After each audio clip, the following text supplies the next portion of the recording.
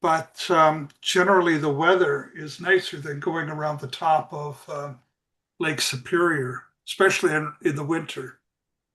Mm. Lake Okay, Superior, Blair, are especially we in the in a winter. place to get started? Yeah, and Shannon joined us, so she's not on tonight, but Place to get started? yes, and Shannon joined us. Sorry, I was going to tonight, but Place to get started. yes, and Shannon joined us. Sorry, I was going to tonight, but Place to get started. yes. So she's there we go. I've Okay, muted myself. all right. So Okay. are we ready to go? I'm almost ready to go. Sorry, I was taking care of some email business here uh, prior to moving forward, but I need to open up the 365 notes, Mhm. which I had set. There we go, ready to go. And So you're all set now, huh? I am now. Thank you. Okay, how do you want to do the announcement slide? Do you want to share that on shared screen, or how do you wish to handle I that? I am doing this as we speak, so Okay, I am trying to figure out my plan of action, and you can start, and I will all dispense. right. Well, for our YouTubers, we're trying to do something we thought might be more effective for you. There's a slide here that has the links for the Mind Model Mastery Secrets podcast and a free profiling session with Blair. So those kinds of things then are available for you. You can take a screenshot of this so that you have those links instead of our just speaking them. But he has two podcasts, the Mind Model Mastery Secrets podcast on Monday and Thursday. On Thursday, it's a follow-up to whatever we discuss on Tuesday. Monday is a separate topic. He also has the Mind Model Minutes podcast, and that is also available on YouTube, Spotify, and Apple. He has two books out, the Mind Model Ultimate Mind Hacking and Phobia Freedom Formula. So if you want more information, we will do more on the insider notes, which are deeper studies of the things we talk about tonight, available to you for $25 a month or $300 a year. So these are available to you, screenshots. Hope it makes it easier for you to find us. Did the second one also pop up? Just wanted to confirm. Yes, it did. Oh, Mhm, good. Thank you. mhm. Perfect. Okay. So Okay. take your screenshots now, please, because I'm going to take it down in about 15 seconds or so. All righty. Well, I am going to welcome you to the 365th episode of the Blair Dunkley Experience. Blair last week celebrated 7 years worth of episodes, weekly episodes, such a wealth of material, so many things to help us cope and problem solve with life and maintain our ability to manage our own emotions and our own thoughts. Mind models are a collection of extensively tested thought frameworks, skills, and behaviors that enable people to transform their lives intentionally. And that's what we discuss here on the Blair Dunkley Experience. Your host for this evening is Blair Dunkley, the creator of Mind Models. My name is Patty, and I'm a certified Mind Model Method coach and your co-host tonight. The Blair Dunkley Experience is Blair's free gift to you and is an opportunity to learn, experience, and practice mind models in a safe real-world environment. Personally, mind models helped me overcome more than a decade of depression. They have positively impacted every area of my life, including my relationship with myself. So we look forward to learning with you tonight and welcome you to the BDE. We have a very supportive community with one another, and we would welcome you to join us. So with that, Blair, would you like to do our little leftovers and a review? Absolutely, yes, please. So, sorry, I'm just busy figuring out slides. I don't drive slides often. So tonight I am taking care of them. So I have some pieces here um, where we talked about um,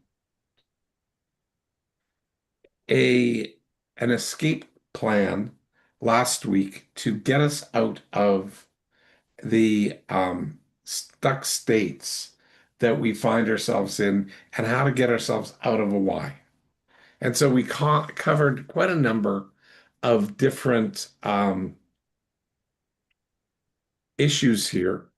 And so we covered off the thing about the Y hole inoculation process to get us out of that. And one of the things that we covered off with that, which I don't have a slide for right now, was oh no, I do. Sorry, I lied. Should have this up right now. Um, Are you going to do a screen share with us, Blair? yeah, I'm working on it. Just Okay. doing that and two and share. And that should be it right there. The inoculation Oh, well process. done. Thank you. Okay. Not quite as smoothly as I would like, but hey, first time, so I'll live with it. So, where am I? Is one of those first highly effective questions that we can dig into. And I just need to let Shane in here. Now we have a couple of people here. And good. Admit all. Yay. Joining. Good. Got them. So I'll just wait for them to join. And we've got Shane joining us momentarily, as well as Zach. So back to the inoculation process. So the inoculation process is how to, we talked a little bit about this, and the metaphor that we used last week was if there's smoke, there's fire, but we want to be able to notice the smoke first rather than wait for the fire.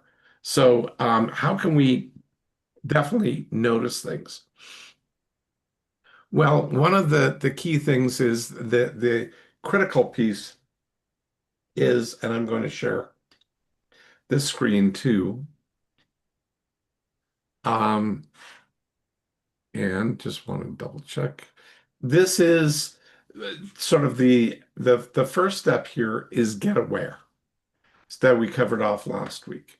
Then it was, and we do that with an ANPU, awareness notice process, understand, which we have an entire BDE that was uh, done just diving into the deep end on an ANPU.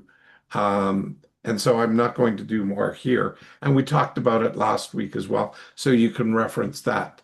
But it's also to get perspective. And we use a mind model called SOS, or actually self, other, and situation, when we can start using tools like the mind models and models to literally break down how we can think, we actually engage far more quickly and far more easily at greater depth. So when we can ask ourselves, what is my role in this? What are other people's, where are other people? And what's the situation? All of a sudden, it's like, where am I? And we can go back to the the previous slide that I had up. Which is right here. And we can start paying attention to how do we inoculate? Well, we inoculate ourselves by asking ourselves basic questions. Where am I? Is the first one. Um, and we want to figure out the next question, which is who is in the Y? Or am I in a Y too? We want to be able to start to assess ourselves effectively. And we can ask things like, what's going on? What can I control? What might I do? Where am I now? Because it's where am I and where am I now? We want to update and make sure that we're not stuck in a past future loop, that we want to get ourselves to the present. And that's critical. And then when? When did it happen? Is it happening right now? Am I living through it or am I reliving it? That's a big one. That's huge. And check out last week because we dove deep into that as well. And then how? In what way might I act? How might I act? What might I do differently? Such a big, huge piece of moving ahead. So, and the last thing that we covered off was getting effective and using the three E's. And we'll probably be discussing it, but it's down here.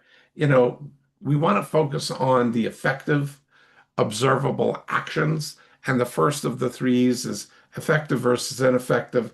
The next one is externally verifiable versus internally verifiable. And the last one is evaluation versus judgment. So that's the summary of what we did. And if there are any leftovers or questions, please feel free to ask me now, guys. Um, and that's sort of the quick and dirty overview. Thank you, Blair. Have any of you tested any of these processes in this past week? I was going to say, Shannon, I know you have. I was just gonna jump in. I took a little bit of a different approach with testing some things, and I ran a phobia fixer on a specific Y related issue, and it was highly effective. So that whole process, I had it tested this morning. I got a text message and I was like, this doesn't bother me at all. It was fabulous. I was able to go through the steps that we discussed last week really logically and calmly and had no emotional reaction whatsoever. I felt confused and then I was like, well, I'll just get some clarity around this, and if this happens, it's not the end of the world. It was miraculous and quite lovely. So I know we didn't talk about the phobia fixer were specifically related to WISE, but it was something that I'd wanted to try on myself for quite a while because of certain really intense reactions I have to some things. And I was like, I know better than this. So what is triggering me to behave this way? And I was like, well, let's just try it and see what happens. And it was so effective and really, really fun. So if you haven't had a chance to check out Blair's book, The Phobia Freedom Formula, 10 out of 10 recommend. Awesome. I'm so glad you were able to get leverage from that book. It's what I was hoping that people could do. So, yeah. Shannon. Jacqueline, welcome, welcome. Are you going to participate with us tonight? There you are. Yay. Where are you, Jacqueline? I hope so. I had a heck of a time getting on here, but I finally did it. And I'm really looking where forward to in the tonight. world are you? Well, I got back home yesterday and I'm Oh. actually on the Sunshine Coast in a place called Gibson's. You know where they did what's that? Had Relic in it.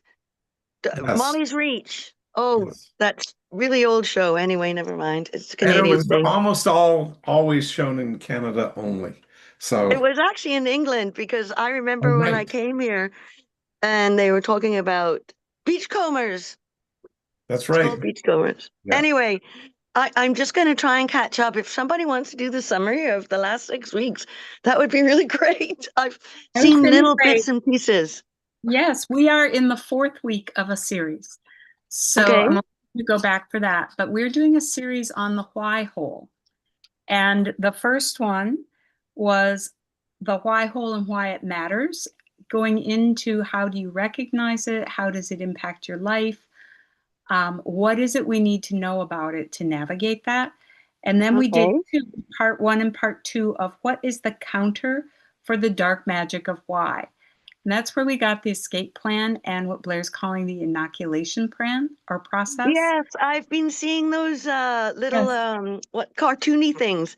They're quite Yes. effective because like that instantly puts a picture in my head. So that's just a little bit of feedback. Because I have seen tidbits, but anyway, sorry to Yes. interrupt, but yes, those Oh, are no worries. effective.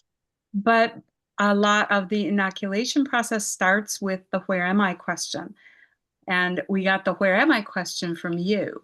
So making that question very significant and looking at how deep that is and how many applications it has to getting a person out of a why when they're triggered Yeah. has been really, it's been really impactful, Jackie. And I just wanted you to know and Oh, give credit I'm where so credit happy is to due hear that because that it is, so helped me. You yes, know, it so does because it kind of brings me to a place of non-judgmental because I'm just asking myself, where am I? yeah. You And know? that's the start of the inoculation process. No And then, way, cool. Okay, yeah, yeah, I think I saw a yeah, little bit of that, but not all of it. Okay. yes, that was the start of the inoculation process. And it goes from where am I to who is in the why, whether I'm the only one there or someone else is there with me. And then what happened, what can be controlled, what might be done next.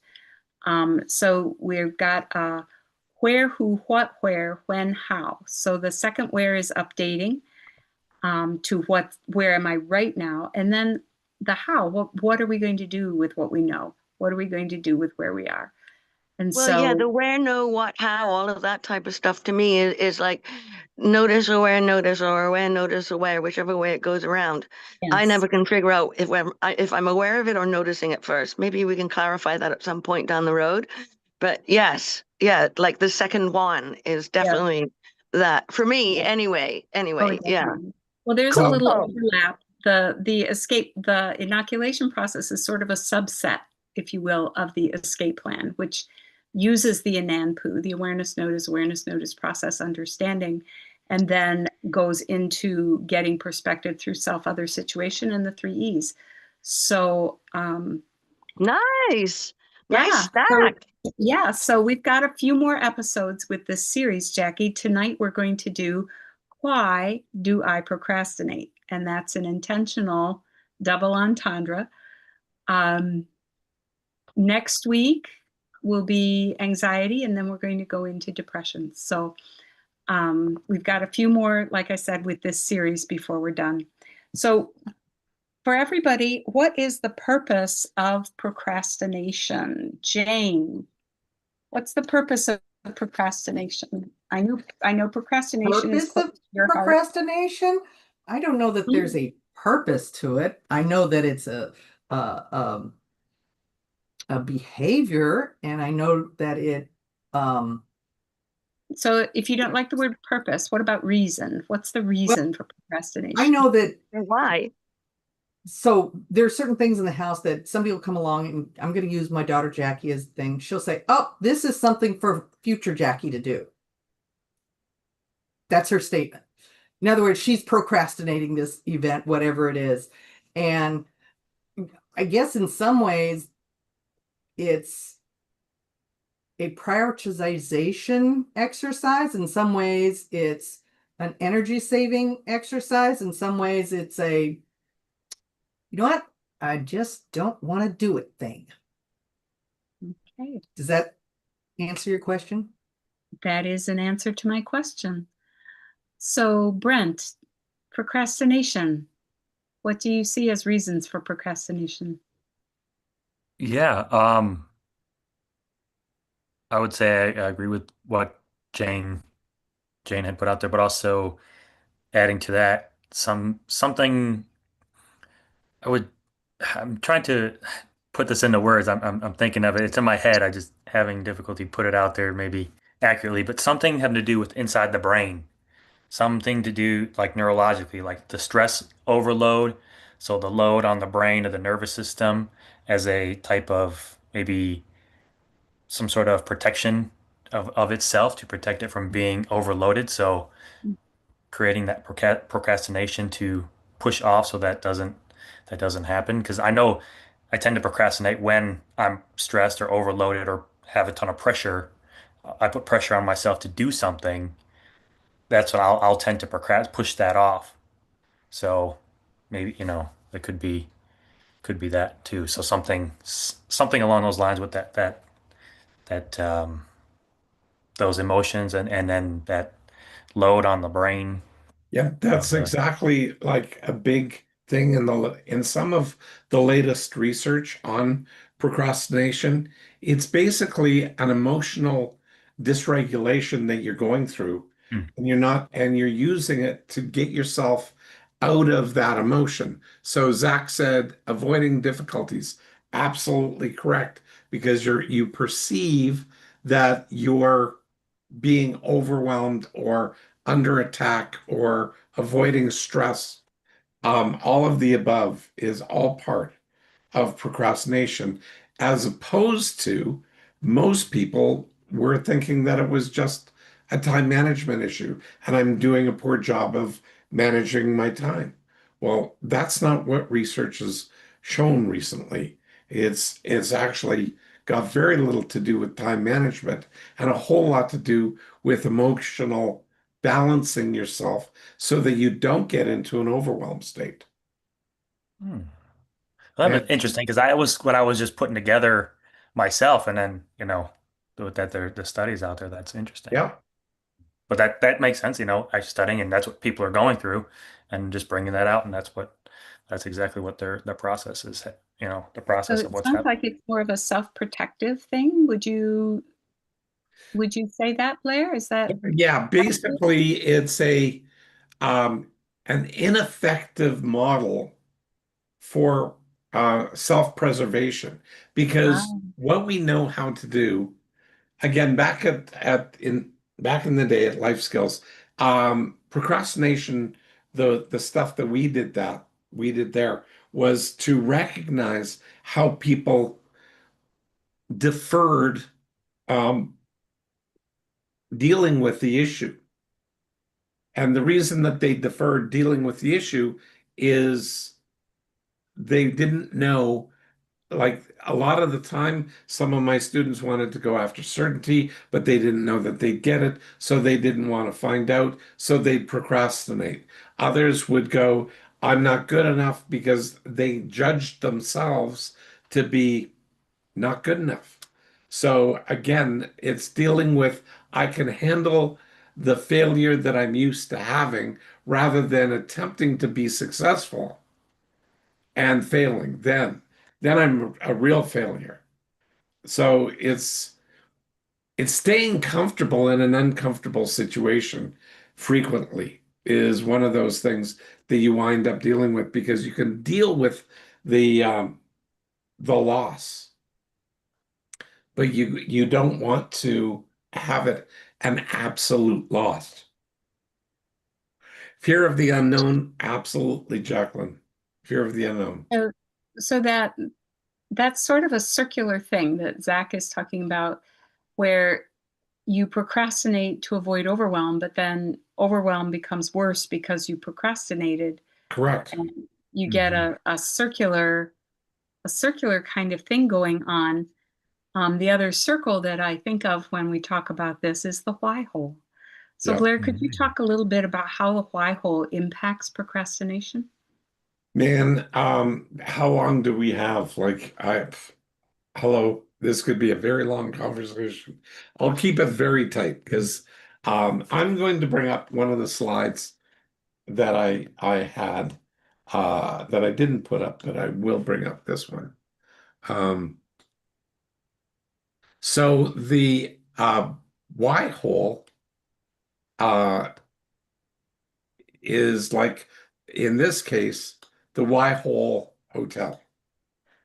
I'm And not seeing it, Blair. Could just you? hang on for 2 seconds. Okay. I'm pulling it up as I'm trying to talk about it. So Okay.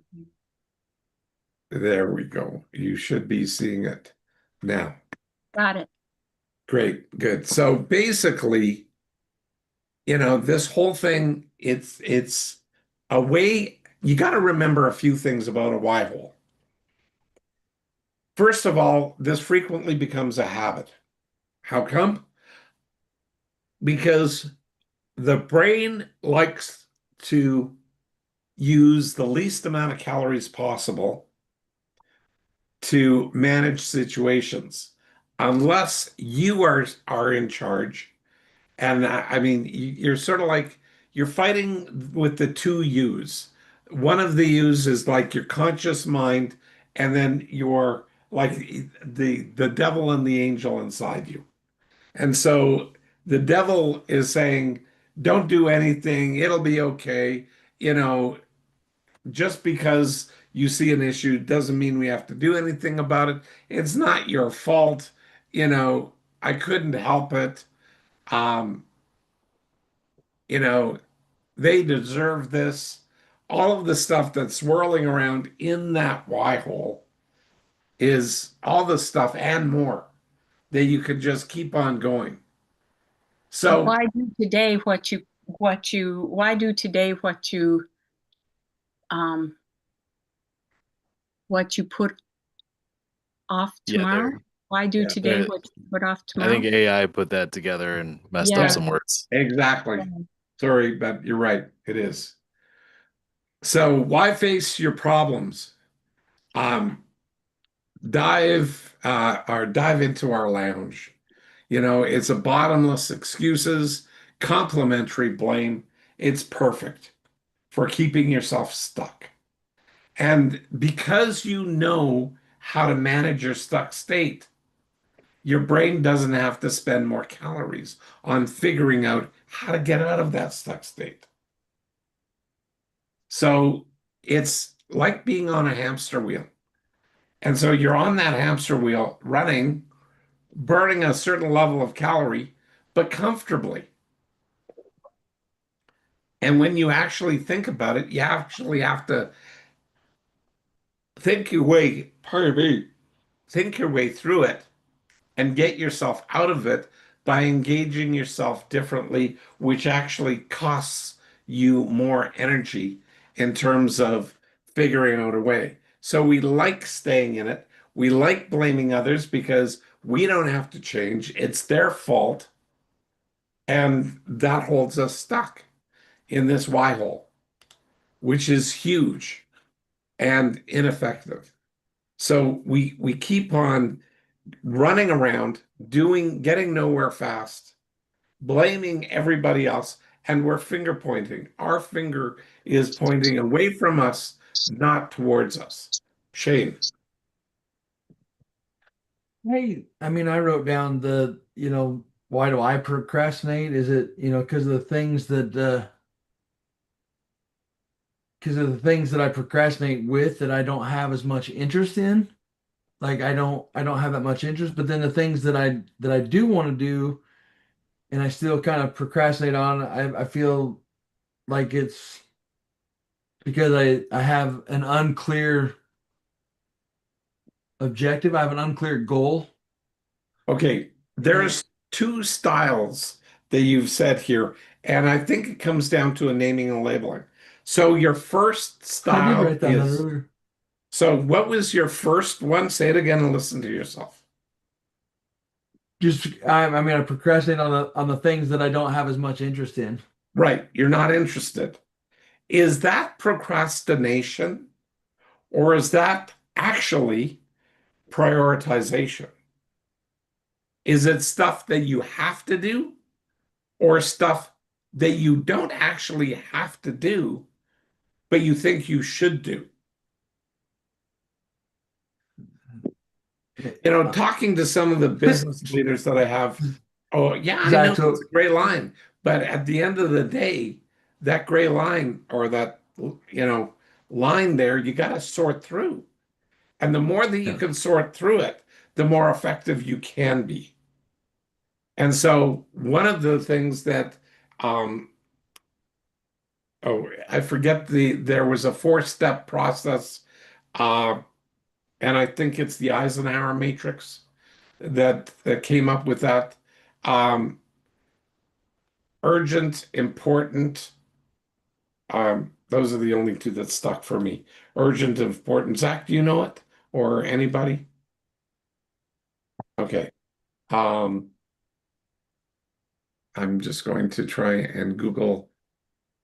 I mean, I don't know, Blair. I mean, some of the things like I mean, there's tasks and stuff that need to be done on the ranch that like I don't thoroughly enjoy to do, but I know I need to get them done. So they're kind of like prioritizing at the bottom of the list. They get done eventually. But I Mm-hmm. mean, I feel like I'm productive. The problem I have is the time management and again just that word prioritizing what I've said it. I'm not a very good boss because I don't know what the heck I want to do when I wake up in the morning. Right. How do I tell the other people how to do? You got to go do this because I don't want to do it, or I don't know what I want to do today, but you guys go figure something out to do. Yep. That's what I tell my team. I don't want to do it. You're doing it. Yeah. Just- And that's actually a reasonable way to do it because in a lot of cases, other people, if you've hired well and you've hired across different genres of people types, you have people that probably, if you've hired effectively, those are things that they actually enjoy doing. And you don't. So if you've hired effectively, that's a very good thing to do. Jacqueline. Oh, I was just wondering if I might chat with Shane a little bit more. I've got an idea of what I was thinking, but I can't exactly remember. Um, One thing I've noticed, and I wonder if Shane notices too, is like when you make a list, whether it's like on your phone, I do written lists, and sometimes say there's like 20 things that I need to do. And I think the most important things I try to number them 1, 2, 3, 4, 5. But sometimes I skip those and I go to another one and it seems to cancel out other ones, or other ones seem to drop off the list because they become less important or time solves it. And so it gets back to where you're saying, I feel productive. However, I'm not necessarily doing everything on the list, but I think it appears to me that you're actually organizing as you go along on the fly and making the little pivots as you need to. Because I'll tell you, even if you don't like doing something and it becomes urgent, like I must do right here, right now, you'll do it. Yeah. Yeah. This gets I Is into that mean, the thing to into say? something. Yeah, this gets into something else. Zach, I see you. We'll get to you next. Um, is is the bar that you set for yourself reasonable? Is it appropriate as to time and place, self-care and concern? Is it a reasonable Well, that's the standard thing. bar thing that you're reaching But for? like, for example, me and I've noticed in other people, contractors, oh, this will take such and such length of time. And halfway through, you're like going, there's no bloody way that they're going to get this done in that amount of time. And, and I start asking questions like, Yeah. blah, blah, blah. Anyway, um, I've lost my train of thought. But I mean, as we to run time a and place, is it reasonable? Yes. I think that's a very good question to ask yourself, because I often find I think that I'm Wonder Woman and I can do it like this. Like in my mind, I can do it like that. But when it actually comes to physically moving in the time and the space, back to this where thing again, where am I in time and space and past, present, and future and all of that type of stuff. It makes a huge difference when you actually try to like real versus reality Mhm. Yeah. and reasonableness. And when Yes. you apply the reasonableness to the like real versus reality, like and the actual timeline, because I find we're very helpful to create timelines Yeah, for those myself. things. Mhm. Yeah. Yeah, So yeah. So Anyway, my response to that is that we do a weekly list in advance. Like Sunday night we write out the next week, and Sunday, Monday, Tuesday, Wednesday, Thursday, Friday, and we write down things for the ranch that needs done and for what all's going on, doctor's appointments, Christy with the mhm. grandkids, et cetera, et cetera. I mean, I don't want to brag by any means, but I think after being around Blair Dunkley and going through the coach training, a lot of the things even procrastination, I mean, it's kind of on autopilot. Like, I mean, I don't get worked about it. I don't get stressed about it. It's just kind of like, oh, well, all right, well, we'll roll the punches. You know, I can choose to be happy. I can So choose, true. well, So true. that didn't work out very good, but hey, we'll pivot and go somewhere else. But no, Yeah. I I'm a low stress procrastinator. How about that? I'm so proud of you. I'm like that most of the time, but sometimes, You know what? It's about priority setting. And, Yeah. here, four categories that Brent put in here, four categories: urgent and important, not urgent, but important, urgent, Oh, but not important, and neither urgent nor important. Now, we can get rid of a lot of, all of the neither urgent nor important. It's just stuff that it's nice to haves. Mhm. And we can drop a lot of the nice to haves and just start figuring out a my lot of the crap. stuff that we think is urgent isn't that, like, sometimes it is, but if you can focus on important more than urgent, you have fewer urgent things. Right. Zach's been really patient. He's had a question Yep. for a while now. Go ahead, Zach. Thanks, All right, Zach. I'm scribbling. Let me finish scribbling here. You scribble Okay. away. I've got a few questions. So first, and this is kind of a change of topic. Is there any particular reasoning changing from Y loop to Y hole, or we're just going with Y hole as the new brand of the Y loop? Well, Y loop is, I still use it from time to time, but the Y hole tends to be bigger than a Y loop. I'll just Okay. tell you that because Okay. you're digging. Okay, I you know get the it. difference. You just felt the Yep. difference. Right? Yeah. Okay. Yeah, I totally know the difference. Yeah. Okay. So that's the reason. This is the big shit stuff. Got it. One of the things. Okay. And then, so my, I don't know if it's necessarily a question. I guess it's a clarifying question, just to, from what you said with like those studies and from what kind of Brent was mentioning, um, the way I'm seeing this is it's almost like procrastination.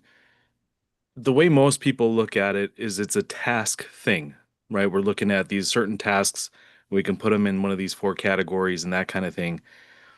However, there's also this side of it that's more of an emotional side. Oh yeah. And it's almost like avoidant behavior is a form of procrastination. It's, Absolutely. those, so if it's a task, Shane, that you don't like to do, you're not avoiding it just because you don't like it. There's some kind of emotional thingamadoo that associated with it that you're avoiding, right? And so, for example, and I'm thinking of this for myself mostly, 100%. So I use a project management tool called Motion. Highly recommend it. But what it does, you put in all your tasks, your list. You put in your list, how long it takes to do the tasks, what time of day are you willing to devote to these tasks. And then AI will sort it and put it in your calendar for you so you know exactly what task to do when. And it's fantastic and it's helped me become more productive. However, there are days like today where I said, screw that, and didn't do like almost any of it, right? I did like one thing and then I was like, no, I'm done for the day. I can't, because there was a lot of other fires coming in, distractions, emotions, overwhelm, and it became this heavy weight where I decided to procrastinate the tasks because I was being avoidant of the emotion. Is that accurate? Am I onto something with that, or is You are partially onto that. But okay? that also means, are you taking, like, procrastination happens when we really happens deeply when we're not able to or haven't taken good emotional care of ourselves. Okay? Yeah. So when we are now pushing, and it sounds to me like you pushed yourself long and hard prior to this, and then your brain sort of, I want to say, almost like snaps, not, you don't go crazy, but you need time to blow off steam that you haven't, Mhm. and to give yourself permission to recover. So these are things that you have to be able to do, or you have to be able to find ways and use motion to plug in fun time in your calendar. So that's critical.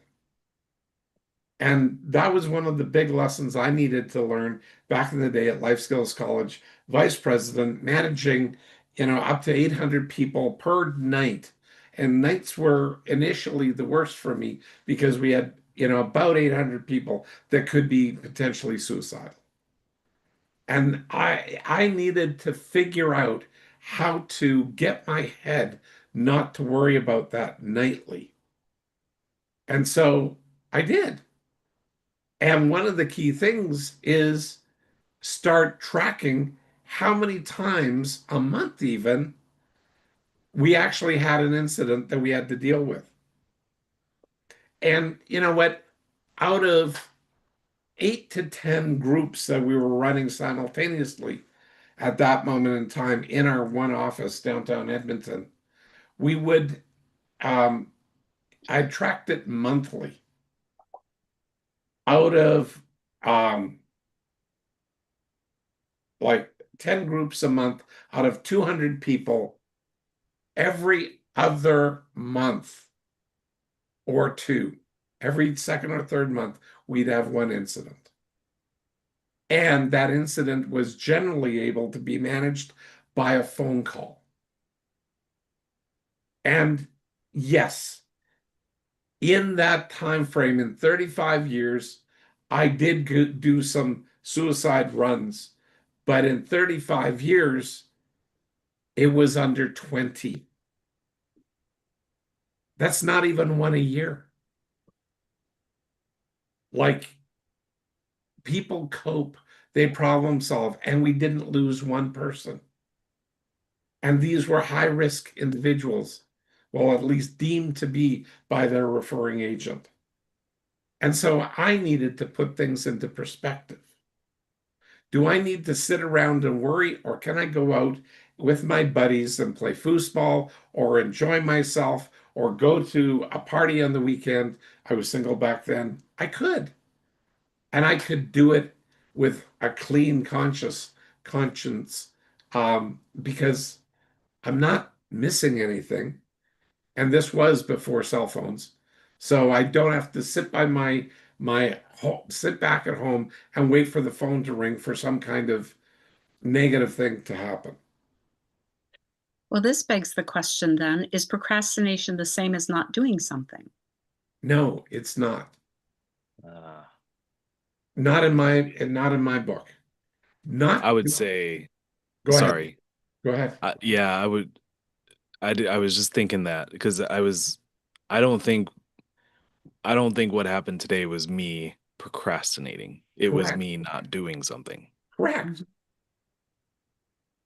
Cool. That was by the way, you just stole my exact example and I think prior to this conversation, you might have said, I'm procrastinating.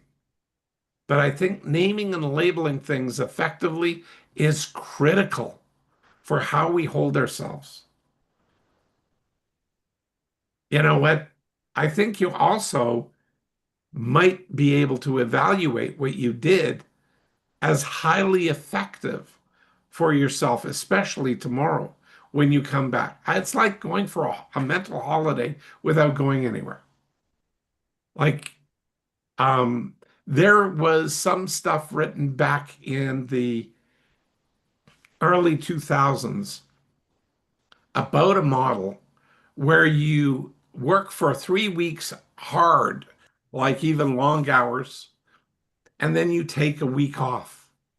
Every month, you're gone for a week's holiday. And it regenerates you. It boots you back up so that you feel like, hey, I worked for this holiday, number one. I worked long, I worked hard, I deserve it. Now you give yourself that time and you recuperate. and then you come back to do it again. It's a form of a sprint. They didn't call it a sprint back then, but it's just a form of a sprint. And those have been shown to be highly effective. So, okay, moving along. Yeah, Go for it, Brent. Brent. So And then what Shane. we were going through was the why, how, and procrastination. And I just wanted to like summarize. I know what Zach spoke earlier was like the what he was putting in you, Blair, was the emotions build up, so an emotional build up with coupled with an ineffective emotional self-care. So like getting into the why hole with the emotions and then not effectively doing the emotional self-care and evaluating can lead to that procrastination as that build up of emotions and the stress and then just end up procrastinating. Is that accurate? Or is there something I'm missing? No, not particularly. I think that that's accurate. You build up pressure, you got to let it off. Shane. Well, Christy's on YouTube and she texted me because she's at her visiting our other daughter, but she's like, I broke down procrastination a little bit. It seems that it's a lack of clarity, possibly not knowing exactly what my process is, somewhat Mhm. fear-based or pressure of what my task is going to get judged or that I failed, or then somewhat overwhelmed on whether or not it's too big of a task or if I'll even get it done. Yep, absolutely. I So we're gonna go go ahead. ahead. I was going to say, talk a little bit about task shifting. Yeah. Filling your time with something other than the thing you feel you quote unquote should do. So, what kind of information does that give you? Is your task shifting about you or is it about something else? If we cross that with self, other, situation, what information do you get from your procrastination? Do you learn something about yourself? Or do you learn something about possibly how equipped you are for the task that is before you? Perhaps you need help. Perhaps you need more equipping. There are many ways to look at this. Procrastination can tell you a lot about yourself. It can also tell you something about your life, like Blair was talking about in terms of the emotional pressure and the need for a little more balance or alignment with yourself. Jackie said if Go ahead. it's got a should, I'm in a why. Yep. Yes, shoulds are definitely why-based things for sure. Leslie, what are you taking out of this?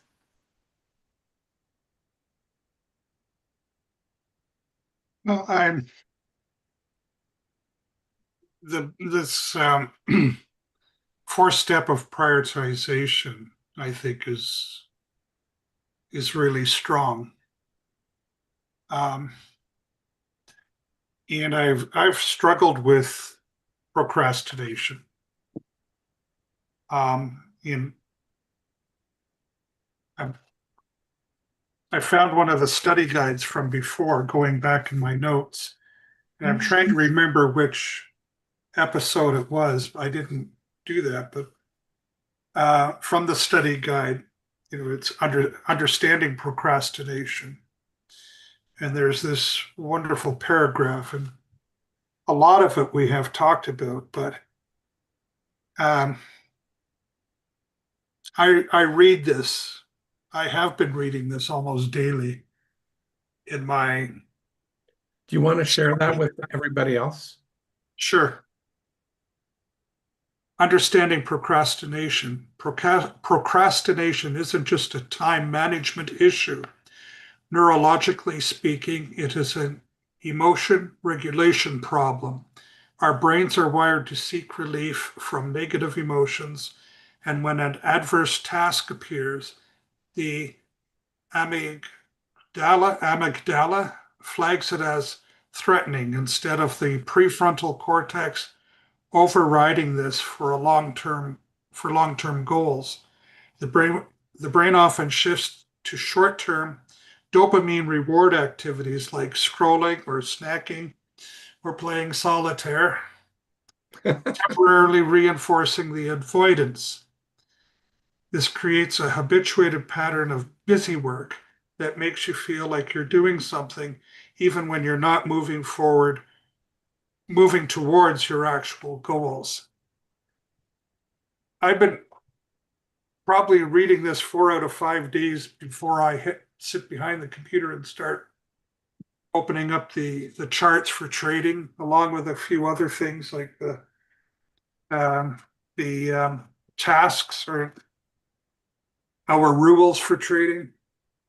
And it has been helping me a lot to get more focused and staying focused. I habitually write out IBER and explain why I'm doing IBER. I write it out. So a lot of what has been being said tonight is just reinforcing what I've been thinking and what I've started practicing the last month and a half, maybe month. So it's yeah, I may not be I've just said a lot, but my mind has been very active here. Absolutely. Yeah. That's where I'm at. Thank you, Patty. You know what? I want to show another thing here. And one of the things that you're doing here, Leslie, is you are actively evaluating and you are setting up evaluation opportunities uh, like automatically for yourself. And so right here, it's the power of evaluation. And you're literally doing like you're identifying what worked, what didn't work, and what you might do differently. That is no small thing when you do it consistently. Like that's huge. Well done. Especially in trading, it will stabilize you like nobody, like nothing else can, in terms of getting your brain wrapped around how it needs to get wrapped around so that you can perform reasonably effectively and stick to a plan. And when you stick to a plan that is based on probabilities, not on absolutes, you can stick to the plan because you know that it's a probability and that you are going to have failure. You're also going to have more wins than losses. But you have to have the losses. Go for it. What was it? Just crossing your Sorry, fingers? it's just crossing my finger on the wins. It's No, it's probabilities. You just have to yeah. let it be the mathematical thing. And when you work on something that's got like a 60% success rate, you can make a lot of money. But how many times can you can it go sideways or not work in a row on average? Well, you'll have streaks, but one of the things that you can do is ask ChatGPT with a 60% success rate, how many failures are reasonable for you to have in a row at any, like, over a given period of time. And I've seen people do that, request that, and the average number that comes back is 10, a maximum of 10 failures in a row.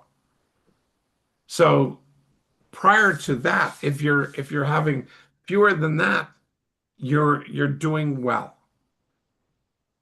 That's an interesting statistic that I need to test. Yeah, please test it because I've seen two different guys. I do trading as well, and they've tested this out, and that's the number that came back twice now. Jacqueline. I think I'm exceeding it, but that's okay. I'm learning. Exactly. And you can have as much, depending on the model that you're using, you can still make money with a 50% failure rate, or even more in some cases. All you need on some of these is like 30% win rate. Okay. Okay, so I heard mention of 10 in a row. So that's very interesting to me because sometimes we can speed the 10 up in a row by failing fast falling forward. However, there's other times when I wish I'd heard things 10 times in a row so I would actually have gotten it. But sometimes you don't get the 1, 2, third time. It's usually the third time I hear something, even if it's a matter of over 20 years. Somebody says something that is just like, oh shit, I've heard that before. And I didn't pay attention. I kind of did, but I procrastinated. And now here I am, right here, right now, hearing it one more time. Am I going to listen? Am I going to do anything? Anyway, that's just what came up for me. That's great, Jackie. Thank you. I actually use that when I'm trying to learn something new, like a skill, or remind myself of a skill. We can go to YouTube and learn all sorts of things. Now, I will watch multiple people doing the exact same thing, because each one of them might say something that the other one didn't, that was like, oh, that's a great idea. Or they'll say something and, like she said, it'll finally click. Yeah. Oh, gosh. Oh, she did say that, Yeah. and so, or he, whom, whatever. But yeah, I'll watch multiple people do the exact same thing over and over, just so that I can get that repetition to notice, to do the whole awareness, so that I can say, okay, I'm starting to figure this out. Jacqueline. Also, I'm curious too. It's like our learning preference. Like I see it, I hear it, I feel it, or whatever. So if someone is talking and oh, did you hear that? Or did you hear what I say? Or it sounds like this. Maybe you get it because that's your preferred way of learning. However, someone has said that in a seeing way, said exactly the same thing, but in another learning mode. So you don't quite click in. You don't get the understanding or the what do they call it? The alliance? Not alliance. What do we call it? Alignment. Alignment. Okay, alignment. The alignment, because they're talking from a different frame of reference. Yep. Mhm. I did this when I was learning to become a trainer at Life Skills College. I would be sitting in on my mom, she was my trainer, Madeline, and I'd be sitting in on her group. And she hated me for doing this. Like, she'd be so pissed. I'd walk into the group when they're having difficulty, and I'd say exactly, in some cases, word for word, literally the same thing, half an hour after, my mom just said the same thing. And everybody goes, "Oh my God, Blair, you're brilliant." And, that's so true. Yada, yada, yada. And then when I was a trainer and I'd be doing this thing and my mom would come in and she'd say exactly the same thing to me, like to my group, and they go, "Madeline, you're brilliant." Fortunately, I had the experience of the other way around, but my mom was not getting easy or getting even or anything. It's just, repetition, and the voice is different and everything changes. Yes, yes, the tone, it's so true because sometimes I say something on here, for example, and then somebody says exactly the same words, but just with a different tone or a tilt of the head or something. And I'm just like, wow, that's exactly what I said. And then I look at myself and I say, what might I do differently? Because maybe I wasn't taken seriously. Did I laugh it off at the end? Like what did I do? But I have noticed that before. And it takes a lot of not having an ego to be able to let that go and learn from it rather than try and say, well, I just said that. Didn't you guys hear me? Exactly. Anyway, that was just an addition. Yep. Yeah.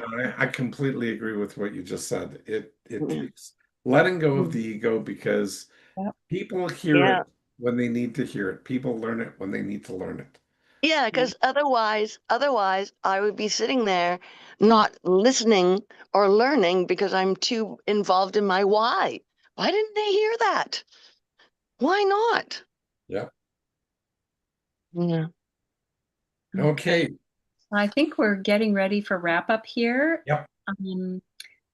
We have another thing we've been doing differently, Jackie, is that we've been adding a question to the wrap up. So something specific, and then giving people an opportunity to give their number and the value they took out and something that they took home to use. So tonight's question for the wrap up is, what did you take action on last week? Our purpose for looking at some of these questions is to celebrate wins before we wrap up, so we don't leave anybody with why pie on their face. So we are going to do that one. What did you take action on last week? Can I Yes. go first? Sure. Sure. Without going into a long story, well, it probably won't make sense if I don't do some sort of content. I chose not to take action as a way not to do an action that would not be beneficial for anybody. What happened was, went to a hairdresser in Africa, fucked up my hair majorly. Excuse me, but like, you know what? Anyway, long and short of it was, I had purchased 450 odd US dollars worth of hair because I was going to get like real hair extensions. And I know this sounds frivolous, but the situation was that these people cannot pay for it. The guy really screwed it up. He just could not. He tried to dye it and tried to do all of this to make the black the white. And I already said that, are you sure you can make this happen? Anyway, I knew that he could not afford this. And I wanted to be so mean. And I had to go to the airport, and it was just like, Urgh. And I chose not to take an action at that time. And now I'm ready to take an action. I know that it has deeply upset him, even he knows he's wrong. Well, what he did was not effective. But he also knows that there's no way he had an ability to pay. And my first thought was, I'm going to sue, I'm going to sue, I'm going to sue, or, like, and then I'm thinking, how stupid is that? These people don't have 460 US dollars in Canadian, and that's probably about $600. It's not a little piece of money. No. And then I thought, you know what? I'm going to let that go because I'm not into punishing that person or me. So in that moment, I chose not to respond to I'm feeling really sorry, I can't settle type of thing. And now I'm feeling ready to like say, hey, listen, don't worry about it, but approach it in a respectful way, not like, oh, well, it's okay, I'll just suck up the loss type of thing. Is say something like, please accept it as a gift to your family. Even though I'm not giving them any money, I'm not asking him to pay this astronomical amount, which is probably his monthly expenses. You know what I mean? Yes. I don't know if that fits. Well, it's an effective action that you took this past week. So of course it fits. Well done, you. So what's your number for tonight and your take home? I'm going to give a 7 for this evening. And my take home, what is my take home? Just stop and breathe and figure out where I'm at. That's my biggest take home again for tonight. And I'm also very curious about how I'm applying where in my life and how effective I'm finding it. Yeah. Be curious to hear more about that if you come up with any new ideas on it next week. So I'm sure going to be here next week. Yay. I'm glad. We've missed you. I missed, you know what? I missed it so much. Like it's like being like 4 or 5 in the morning. I'll kind of wake up and it's like, I see the Blair Dunkley little text but it's already an hour past. And tonight at 5:45, even though I just arrived back and I'm like, I don't know, 10 hours flight different, 10 hours time difference. At 5:45, I got this like ding, like, does anybody else get that? I'm just curious. Like it's kind of like something that just pings. It's like an internal Yeah. alarm. Yeah, my phone pings for this. So Yeah, it that, looks like Zach might, I don't know, I can't see everybody, but yeah, it is this little internal alarm that just goes off and it's like, anyway, thank you very much for this evening and I look forward to seeing everybody next week.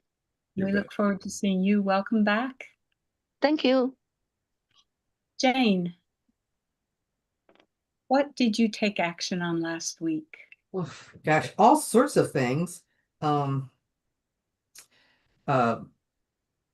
Just each day setting, 3 things that I want to accomplish, and then allowing myself, even if it's hours afterwards, of what I want to do.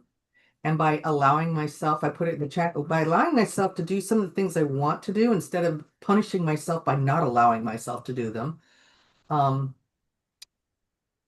Things are getting checked off on my priority list. You know, for those who are not aware, federal extensions, the last extension is until October 15th. I've got 2 clients that that need to have their stuff in, and they're now in review. And so that's actually, awesome, because I stayed on top of making sure that they were doing what they needed to do so that that could happen.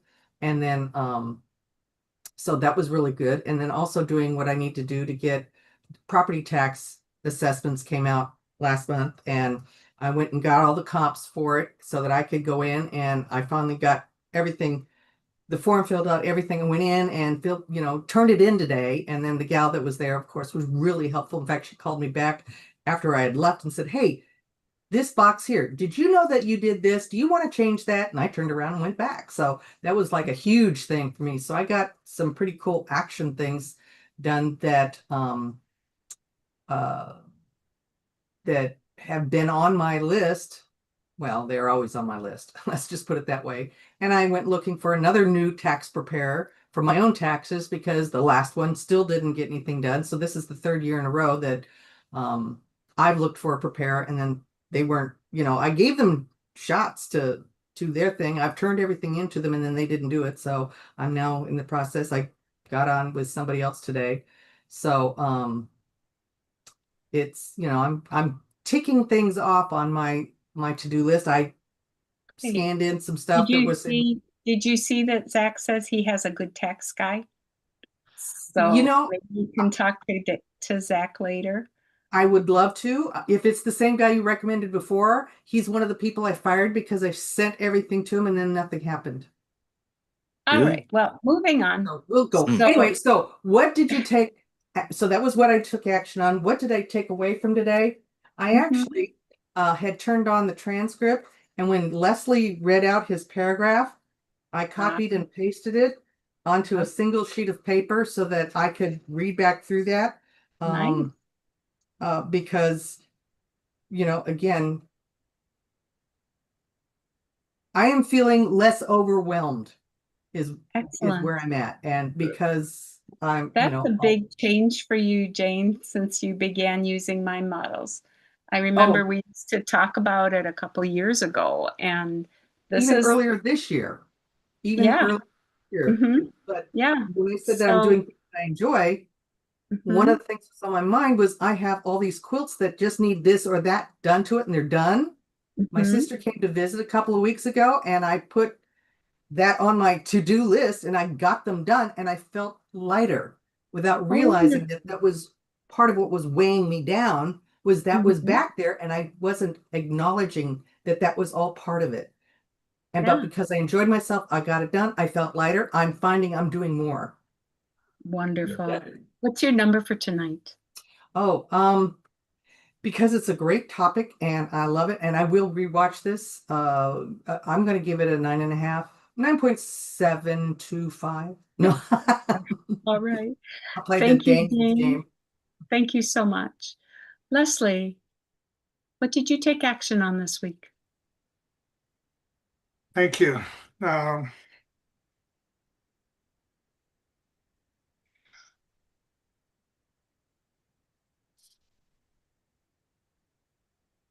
It's interesting. I wrote this down when you asked the question, and it was how many times have I heard in these sessions about a process being identifiable, repeatable, and duplicatable? Mm-hmm. And that's part of the definition of mind models. Mm-hmm. And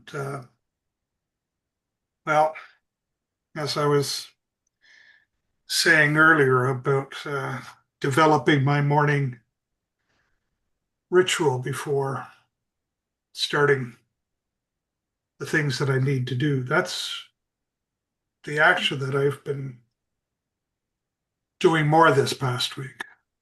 Well done. So what's your takeaway tonight and your number? I've got a 9.5 tonight, and my takeaway is this prioritization chart of the four. Oh, yeah. Steps. Mhm. That Excellent. that's really key. That's made a whole bunch of sense in putting things to, you know, where do I put this? I've got this to do. Where do I put it? Mm-hmm. Doesn't matter. How does it matter? No. Great. Thank you, Leslie. Zach, what about you? What did you take Yeah. action on last week? Well, we had a little so I homeschool my kids. We did every week I do at least one bonus lesson. Sometimes we talk about taxes, or it's usually something outside of normal Mhm. curriculums. And so what we did this last week was talking about the two major emotions of curiosity and understanding. Oh, nice. So we discussed what that looks like, and they're supposed to be, I don't know, they're at their mom's, so I have no idea if they're practicing this, but they're supposed to be seeking to understand when they're communicating with each other. So that was the big thing. Anyway, it was a lot of fun. Very interesting. Well done. I would rate tonight a good 8.8. And biggest takeaway was definitely the concept of procrastination being less of a time management thing, more of an emotional Yeah. uh, situation or challenge. Yeah. That's definitely my biggest takeaway. Awesome. Thanks, Zach. I'm really glad that you made it tonight. Yep. Thank you. Me too. Mhm. Shane, would you like to give us your wrap up and tell us something that you took action on last week? I mean, my actions are just day to day ranching and do my normal trading in the morning. Kind of live. I'm not saying we live a sheltered life, but I interact with family and the son-in-laws that I work with, and been making it a point. Of course, the one got his foot broke, and so he's been non-weight bearing, stuck in the house. I got him out of the house today. The other son-in-law and I went and did a bunch of fencing that's been on the list to do for quite a while, and the one that's hurt wanted to go see it. And I about drug my feet and said, well, maybe tomorrow. And because it was getting later in the afternoon, I said, no, okay, get out, let's go. So I enacted patience. Ah, well done. So, Um, what's your wrap Leslie up? took all my stuff because I wrote down prioritize. I wrote down Brent's categories. I I will add on there my takeaway. Another one is Zach's AI organizer. Then Jane puts in the chat, you'll never change your life until you change something you do daily. The secret of your success is found in your daily routine. I like that. I choose not to be stressed. And so tonight's a 9.7. Excellent. Thank you, Shane. Thank you, Shane. Let Christy know that we missed her. I'm glad she's watching on YouTube.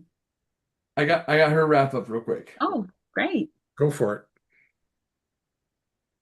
It's a 9 for Christy. Of course, that's her favorite number. Was really great reminder on how when I don't procrastinate and I get the things done on my list, it really does motivate me to want to get more things done. Excellent. Thank you. Jackie, is your hand up? Did you have a question? You have to unmute. Just Jackie. realized it was. I was about to turn it off when you asked me. Okay. All right, then let's see. Brent, what did you take action on last week? Yeah, so starting again writing in a journal of what I've done effective. So getting my thoughts onto paper. Much more effective than holding them in, and and it turns out not just what's effective, but other things going on, journaling, things that have happened. So that way it gets down on paper and it just brings it out and get it written down. So I find that very effective. How has it helped you to externalize those things? It, it I what is it like that? It's like Jane had mentioned, like a weight off, like my shoulders inside, like storage, almost like an empty, like bringing something out, putting it somewhere else. So I don't have to hold on to it. Yep. Is Nice. what I was getting from that. So yeah, Well it's much done. more relaxing. And then so as well as then, but this was before was my lists of separating out my lists of like business things and personal things to do, and then having those lists, but which then leads me to today was effective was the Eisenhower matrix on the prioritization. So then I'm going to use that to incorporate that to then organize the lists on what to do first. So Yep. to get things done. And then I found also it was that, but also the mention on ineffective behavioral or emotional care, leading to Yeah. procrastination. So if you're just letting things roll, and how that the why hole connects, so you building up all these emotions, and not really evaluating them and what to be effective, and that just builds on that, and then as that emotional load builds up, and you just pushes your that state of self-preservation mode Mhm. of not doing the task, because it just becomes the overwhelm increases of you're not doing it, and then you think about it and it just continues, Yeah, like Zach had mentioned in the chat earlier. the So it just hamster builds on wheel. itself and builds on itself. Yeah. The hamster wheel. Thank So I you. would give it 9.5 for me today. Thank you so much, Brent. Yes. Shannon, do you want to participate tonight? Yes, I will pop on here at the end. This is really interesting to think about. Last week, so I've been off of work for 8 weeks, and I always had a designated day to start lesson planning for when I need to go back. But I was noticing, I love my job, and I was noticing like the sensation of nervousness in my body because the way my process, I worked so hard to build processes for lesson planning and doing my job well. And not all of those processes are available to me as I'm still recovering, because I'm not at a place where I can work out as fully and in all areas as my clients will need to for the classes that I'm planning. And one of my main ways of prepping is to do everything I'm teaching so it's fresh and I know how I'm describing things and all the things. And so I'm like, all right, this is going to be interesting. And so I actually like took an and procrastination's one that I don't struggle with as consciously. My intuition serves me pretty well in terms of task management, but for this one, I was very conscious that my nervousness was like, maybe we don't do this right now. And we did it. I forged ahead, and I had a great first day back at work. And it was everything, all the work from the last several years just was still in there, and it held me in good stead. So that was I had to refine my process a little bit because the doctor told me to sit down for like 10 or 15 minutes of every hour. And I'm a very physical teacher. I like to walk the room and demonstrate and do things. So after the first class where I didn't sit down at all, I was like, hold on, I need to figure out new perches and new places to think. And can I, in fact, speak while sitting down? So we'll see. This is great practice. I can talk while sitting here. But yeah, so that was my thing that I did, and it felt great to actually do the things and remember that I do know how to do the things very well. Tonight, I really appreciated Christy's comment. It was the first time I could connect like a why sensation to a procrastination in terms of the fear And I was thinking about judgment, perceived judgment. Like if I have something on my list to do and I am perceiving judgment either from others or from self, and it's just not something, I can see myself going around certain things and not being aware that that is how I'm talking to myself about that issue, um, and breaking it down. Normally, I look at the chunk size of the item, and breaking it down usually helps. Getting more specific helps, but finding the connection to the why in this context was really. I appreciated her comments in that area. The other one that I really loved, and I need to get this one taken down, is Leslie's transcript, the quote that you read, Leslie. That was really interesting too, because that was like, oh, I can see some of how the brain chemistry was connecting in with that as well. Um, and one of the things, I don't have a lot of explanation for it, but it's a term I've heard used, and I do practice it periodically, and it helps me with some things. Sometimes an obstacle to doing something for me isn't necessarily procrastination, but it's I use a body double. And if I have someone in my family who needs to work on a task too, we work on the task quietly together in the same room. And that collaboration of focus, the energy in the room with another body, maybe not even talking to them, but just a shared focus really helps me as well with certain tasks. And I know that it is something. I have a couple people at work who do the same thing.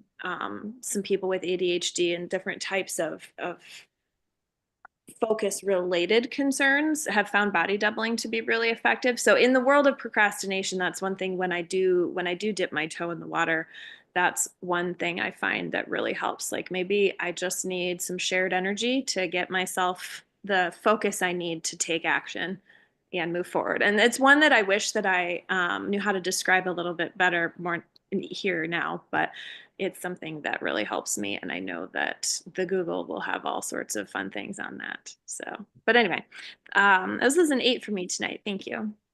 Thank you, Shannon. Blair, would you like to share your wrap up and your action from last week? Well, thank you. Yes, and I've got an announcement as well that I just found out earlier today. On October 17th, I'm going in to get my other hip done. Oh, So that they just got new hours opened up in my doctor got access to more hours in the hospital. So he put me in because my daughter is heading off to Japan for a year. And so that gives everything happening. So, and Catherine's booking and going to check that out as soon as possible to make sure she can be here to help me for the couple of weeks that I'll need assistance for. So that's nice. huge.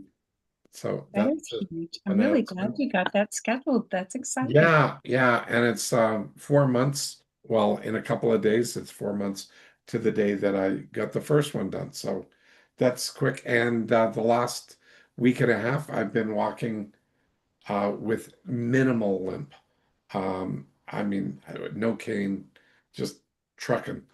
So it's been going really well. And today was actually the first day. Yeah, right. Woohoo. The first day I did 21 minutes on the treadmill walking comfortably. So yeah, so I did well. I'm doing well on my recovery. So that's all huge.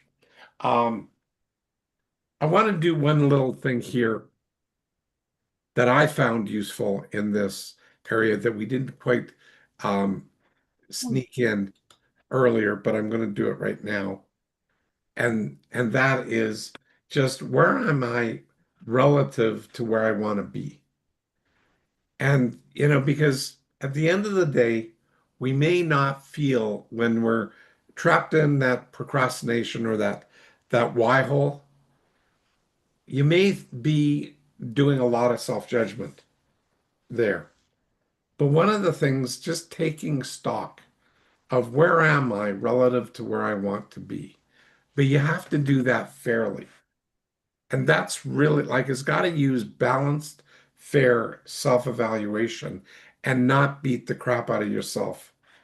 And Leslie, you've started really refining how you're evaluating yourself, and you've got standards that you're now comparing. And the thing that you shared that came from, the notes that I write up for you guys on the BDE notes. I love, like, I thought that that was a very intelligent thing for me to say. And I'm glad that you quoted it. Thank you so much. I have a few of those. I don't try and blow my horn too much unless somebody like you says, this means a lot to me. So I'm glad that what I wrote there impacted you, because that's the intention of the stuff in, the BDE Insider Notes. And it's more than what we cover here, almost always.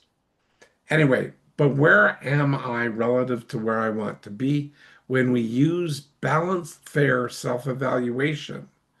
After we figure out I'm procrastinating, one of the things I noticed about myself is I generally don't feel as bad as I thought I would. Because if I take a long view on things, I tend to realize I'm moving forward and doing a good job. I may not be moving forward as quickly as I would like to, but that's the short term. Longer term, I've done more than I thought I would have. So that's a big deal. So between getting myself in there, and Jackie, your hand is up. I just noticed. Sorry. Oh, no need to be sorry. I found traveling that Canadians say sorry too many times. Anyway, Yeah. it's okay. That comment you made, where am I meant to be or supposed to be relative to where? What Where was that am I comment? relative to where I want to be? To me, that one is too general. You know, when we're talking about general and specific, like where do I want to be? It's like it really opens a lot of space in my head. So when I was thinking about what you were saying, in my head, I had to add might and specifically to that, just to like calm down the anxiety of like, where am I supposed to be? Where am I? What am I doing? What is my purpose? It just takes me down this rabbit hole. I just Yes, wanted to point but that that's out. how come I also pointed out you need to do it with balanced, fair self-evaluation. And so, yes, it may, but I shut myself down if I'm going down a rabbit hole, because where do I want to be? I want to make it so that I have possibility. Yeah, like within parameters. Like you know Correct. when you're talking Exactly. about like because like where I want to be to me also has a lot of negative space. You know? It Well, has okay, if we're talking about negative space as positive space and negative space, you're absolutely right. But where I want to be is I have a fairly clear um, uh opportunity. okay, And I've just realized what happens when I use the where do I want to be? Like I'm thinking location, where do I want to be in my head, how I'm feeling and all of that type. So there's like more than just one where. correct. Yes. But for me, it's like I want to be where I want to be in my life is to be able to walk pain-free with So both you've got legs. a specific destination then, or a Exactly. specific, But okay. that also Yes, means that makes it different that because it get my where is like, where do I want to be? Because like I would like to relocate from Canada, but also where do I want to be physically? And actually, where do I want to be emotionally and physically also means like health wise and stuff right. like that. So that where question really just like buds right out. Yep. Yep, lots of levels to that question. Yep, there is. But Lots of levels. it also gives me an opportunity to reflect and Mm-hmm. notice where I Yeah. am. Because where am I relative to where I want to be? I'm further along. I'm never where I want to be for me. Never, Blair, never? Um, in moments, yes, but Yes. Well, thank you. not. I'm rarely where I want to be because I'm always moving forward. So, do I want to stay where I am? No, I want to grow. I want to move Yeah, forward. but And so you know, where I am, now I'm relative confused. to where I want to be is I'm way further ahead than I used to be. And that relative indicator is very powerful, very positively powerful, at least to me. Okay? Well, what I'm noticing, I know, 2 seconds, Jackie, I don't want yeah, to debate this with you because it's my view of me. And I'm just sharing people the view that I've taken. And mhm, that's like, do what you will with it. It's fine. But for me, it's given me a great deal of peace and clarity. gotcha. And Okay. so for me, I get to make a relative comparison. So I stop beating myself up of not getting what everything that I want all the time. So I want to be okay with where I'm at. And I am now. So it's one step forward, not 3 steps back. It's just one more step forward. And it's very calming for me because I get to assess I'm doing okay. Am I Mhm. perfect? No. Is it exactly where I want to be? No. But am I moving in that direction? Absolutely. You're closer Well, to where you would like to be than you were yesterday, And and the that funny that thing is relative that progress. as I get closer to where I wanted to be yesterday, that, where I want to be tomorrow sort of sneaks ahead. And Yeah. so well, it's, it sounds to me that in my opinion, and obviously this is just my opinion, that you just updated because absolutely. I noticed from your language there was a little bit of tiptoeing into the back ways. That's what Okay. I thought anyway. Okay. I Okay. don't relate with that, but that's fine. So anyway, for me Well, tonight, yes. is a, uh, 875 and very effective overall. Thank you. Excellent. Thank you, Blair. Okay, for me, what did I take action on last week? Um,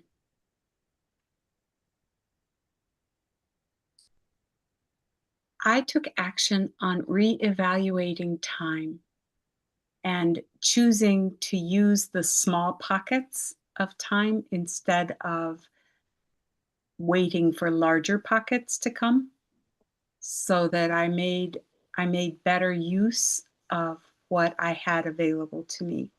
And that's new for me.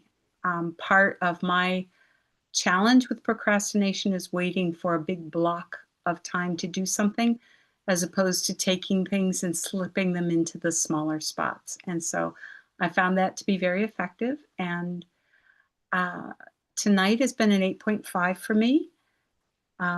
Taking out of it, I really like what Blair was talking about, where you talk about relative to where I want to be, and that being that fair and balanced thing being a measure, an internal measure, really, Mhm. of your progress in life in the direction that you want to go.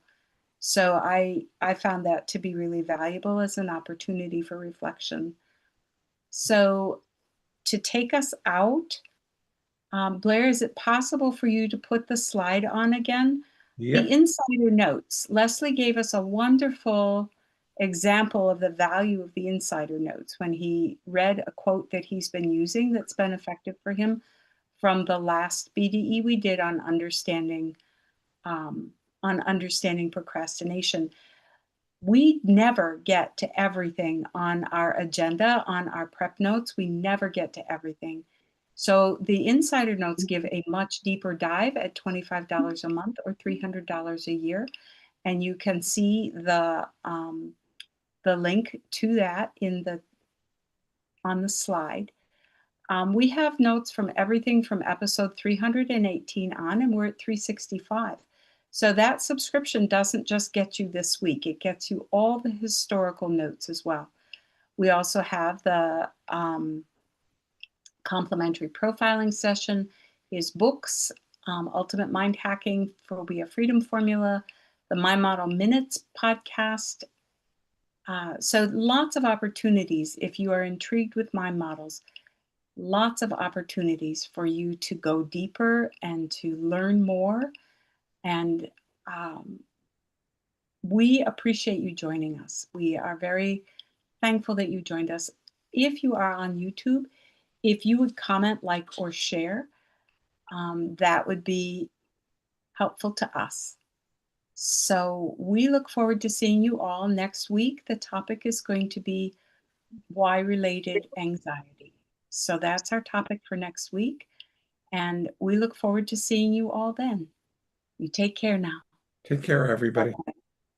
Bye-bye.